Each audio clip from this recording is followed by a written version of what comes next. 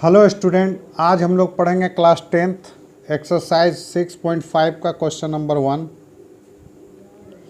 इसमें बोलता है कि sides of triangles are given below, determine which of them are right triangle, in case of right triangle right the length of hypotenuse.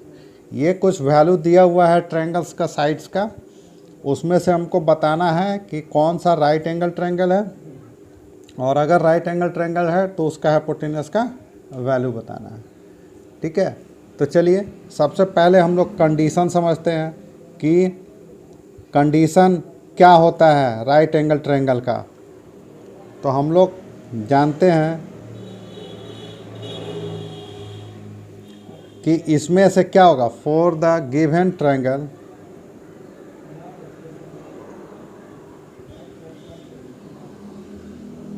to be right angle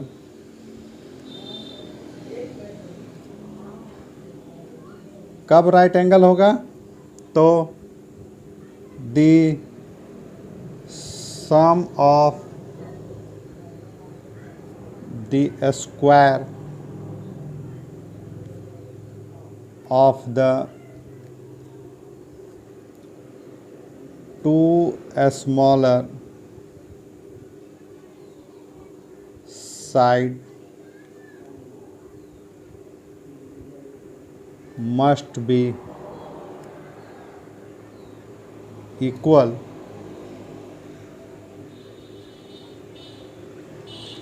to the square of the largest side. यानी दो छोटा sides का square का सम अगर करेंगे, अगर बड़े वाले साइड्स का स्क्वायर के बराबर हो जाएगा तो हम लोग बोलेंगे कि हाँ ये राइट एंगल ट्रायंगल है। और ये जो है हम लोग कन्वर्स ऑफ पाइथागोरस से भी जानते हैं। तो चलिए हम लोग बनाते हैं पहला क्वेश्चन। इसमें दिया हुआ है 7 सेंटीमीटर, 24 सेंटीमीटर और 25 सेंटीमीटर। इसमें हम लोग लेट कर लेंगे पहले कि let side A B 7 centimetre, B equal to 24 centimetre and C equal to 25 centimetre. अब इसमें से दो ठो का स्क्वायर का सम करके देखते हैं, यानी A square plus B square equal to हम लोग वैल्यू निकालेंगे तो 7 का स्क्वायर प्लस 24 का होल स्क्वायर, इसका वैल्यू होता है 49 और इसका होता है 576। दोनों को अगर प्लस करेंगे तो मेरे पास आ जाएगा 625। ये मेरा वैल्यू आ गया। और तीसरा जो साइड है सी का, उसका स्क्वायर करके देखते हैं 25 का होल स्क्वायर, यानी ये भी मेरा आ गया 625। अब ये दोनों इक्वल है, इसीलिए हम लोग लिख सकते हैं कि A square plus B square equal to C square. दो ठो छोटा साइड का स्क्वायर का सम बड़ा साइड के स्क्वायर के सम के बराबर है। यानी मेरे पास क्या हो गया, तो hence the given triangle is right angle triangle। मेरे पास जो गिवन ट्रायंगल का जो साइड है वह राइट एंगल ट्रायंगल का साइड हो गया। और इन विच हाइपोटेनियस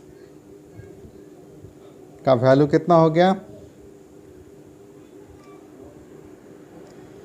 इज 25 सेंटीमीटर। तो इस तरह से पहला क्वेश्चन बन गया। अब जो मेरा बड़ा साइड होगा वही होगा। अब इसी तरह हम लोग दूसरा निकालेंगे।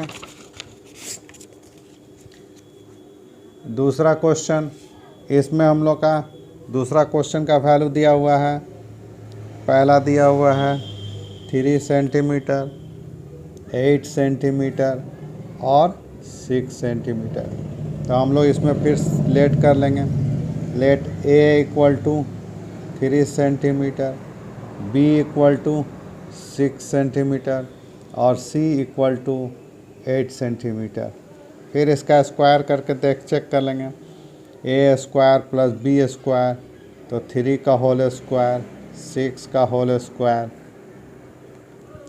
9 प्लस 36 इक्वल टू 45। उसी तरह अगर सी का स्क्वायर करते हैं तो मेरा हो जाता है 8 का स्क्वायर और ये होता है 64। ये दोनों मेरा इक्वल नहीं है, तो हम लोग लिख सकते हैं कि A square plus B square does not equal to C square. और जब ये इक्वल नहीं होगा तो ये राइट एंगल ट्रायंगल नहीं होगा, इसलिए हम लोग लिखेंगे hence the given triangles is not a right angle triangle।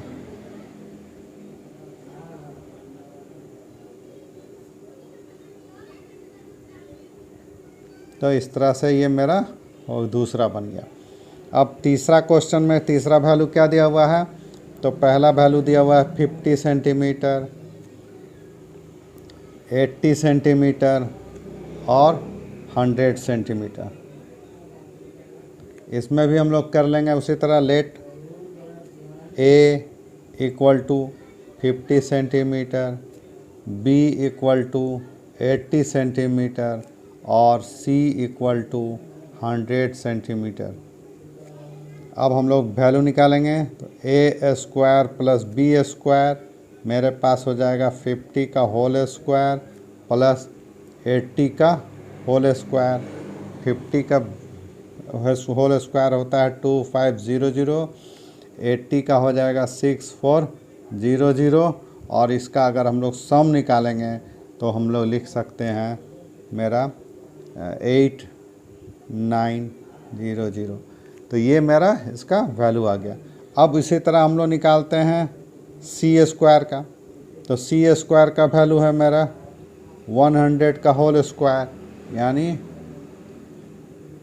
10,000। और ये दोनों क्या हो गया कि इक्वल नहीं है, तो हम लोग लिख देंगे कि A square plus B square does not equal to C square, hence the given triangle is not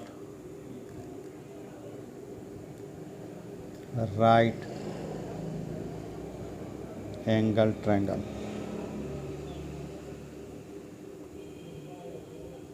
तो इस तरह मेरा तीसरा भी बन गया।